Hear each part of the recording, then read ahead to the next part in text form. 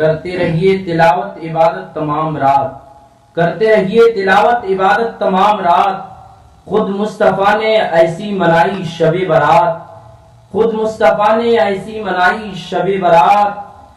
اور زیارت قبور کی ہے سنت رسول کی، زیارت قبور ہے سنت رسول کی، کچھ ان کے حق میں بھی کیجئے بھلائی شب برات، کچھ ان کے حق میں بھی بھلائی کیجئے شب برات۔ محترم حضرات، شب برات کسے کہتے ہیں؟ شب برات یعنی آزادی کی رات، یعنی اس رات میں جہنم سے گناہگاروں کو آزاد کر دیا جاتا ہے، اور اس رات میں بے شمار جہنمیوں کو اللہ تبارک و تعالی جنت عطا فرماتا ہے۔ اور یہ 15ویں شب یعنی شعبان المعظم کی 15ویں شب جو ہے یہ بہت ہی بابرکت اور عظمت والی رات ہے، اس لیے کہ سرکار دو عالم صلی اللہ تعالی علیہ وسلم کی ایک روایت ملتی ہے کہ ایک دفعہ کا واقعہ ہے کہ ام المومنین عائشہ صدیقہ رضی اللہ تعالی عنہا آپ ایک رات اٹھتی ہیں تو دیکھتی ہیں کہ حضور سرکار کائنات صلی اللہ علیہ وسلم آپ بستر مبارک پر نہیں ہیں، آپ کو تلاش کرتی ہوئی جنت البقیع میں پہنچتی ہیں تو دیکھا کہ حضور جنت البقیع میں کھڑے ہیں اور ہاتھ اٹھا کر دعا فرما رہے ہیں۔ میرے نبی فرماتے ہیں عائشہ تم کیا سوچتی ہو کہ اللہ اور اس کے رسول تم پر زیادتی کریں گے؟ کہا کہ یا رسول اللہ میں نے یہ نہیں سوچا بلکہ یہ سوچا کہ شاید آپ دوسری اہلیہ کے گھر پہ یا ان کے پاس ان کے کمرے میں تشریف لے گئے ہوں گے۔ حضور فرماتے ہیں کہ نہیں اے پیاری عائشہ،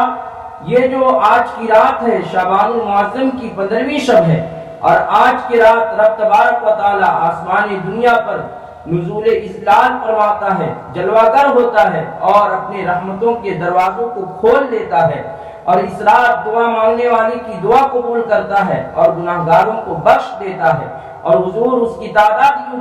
بتاتے ہیں کہ بنو کلب کے بکریوں کے بالوں کے برابر اللہ تبارک و تعالی گناہگاروں کو معاف فرماتا ہے، بعض روایت میں اس سے بھی زیادہ لوگوں کو معاف فرما دیتا ہے۔ تو اس کا مطلب یہ ہے کہ عرب میں بنو کلب کہتے ہیں کہ عرب میں بھیڑ بکریوں پالنے کا ایک قبیلہ تھا جسے بنو کلب کا قبیلہ کہتے تھے، قبیلہ بنو کلب، وہاں بہت زیادہ کثرت سے بھیڑ بکریاں پالی جاتی تھی، تو اس قبیلے کو لوگ قبیلہ بنو کلب کہتے ہیں۔ تو اس سے یہ پتہ چلتا ہے، اس کا پہلا مطلب یہ ہے کہ جتنے قبیلہ بنو کلب کی بکریاں ہوتی ہیں ان بکریوں میں جتنے بال ہوتے ہیں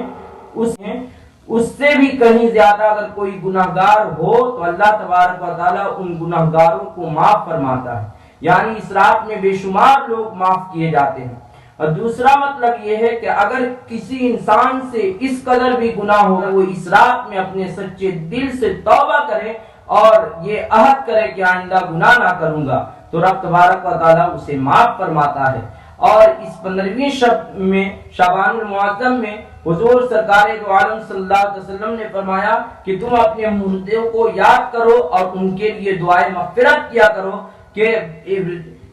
روحیں جمعے کی رات، جمعرات کی رات اور عاشورے کے دن اور شب قدر شب برات کی رات میں روحیں جو ہے اپنے گھر پر آتی ہیں اور وہ کہتی ہیں ہے کوئی جو ہم پر ترس کھائے، ہے کوئی ہمارے رشتہ داروں اقربا میں جو ہم پر قرآن کی آیت پڑھ کے ہمارے یہاں لیے اس کا ثواب پہنچائے، تو روحیں آیا کرتی ہیں۔ حضور نے فرمایا کہ اس کے لیے ہمیں اور آپ کو چاہیے کہ ہم اپنے مرحومین کی مغفرت کی دعا کریں، یہ حدیث شریف سے پتہ چلتا ہے۔ اور اس رات کے تعلق سے کچھ نماز کی باتیں میں آپ کو بیان کر دوں کہ اس رات میں بہت سارے نوافل کا ذکر ہے، جس میں سے ایک یہ ہے کہ 2 رکعت کر کے 8 رکعت نماز ادا کرے، اور ہر رکعت میں الحمد شریف کے بعد سورہ اخلاص 11 بار پڑھے اور 2 رکعت پر سلام پھیرے، اور جب 8 رکعت مکمل کر لے تو جو کوئی اس نماز کا ثواب حضرت فاطمہ زہرا خاتون جنت رضی اللہ تعالی عنہا کے نام اس کا ثواب پہنچائے گا، تو اس کی فضیلت یہ ہے کہ خاتون جنت आबिदा जाहिदा खातून जन्नत फातिमा ज़हरा रज़ी अल्लाह ताला अन्हा फरमाती हैं कि जो कोई ये नमाज अदा करे शबी बारात में और फिर मेरे लिए इसका सवाब पहुंचाए, तो कल कयामत के दिन जब दोज़ख जन्नत और जहन्नम में जाने का फैसला किया जाएगा, तो मैं उस वक्त तक जन्नत में कदम ना रखूंगी जब तक कि मैं उस शख्स को ना बख्शवा दूं जिसने मेरे लिए जिसने ये नमाज अदा किया और इसका सवाब मुझे पहुंचाया। और एक ये नमाज भी आप अदा करें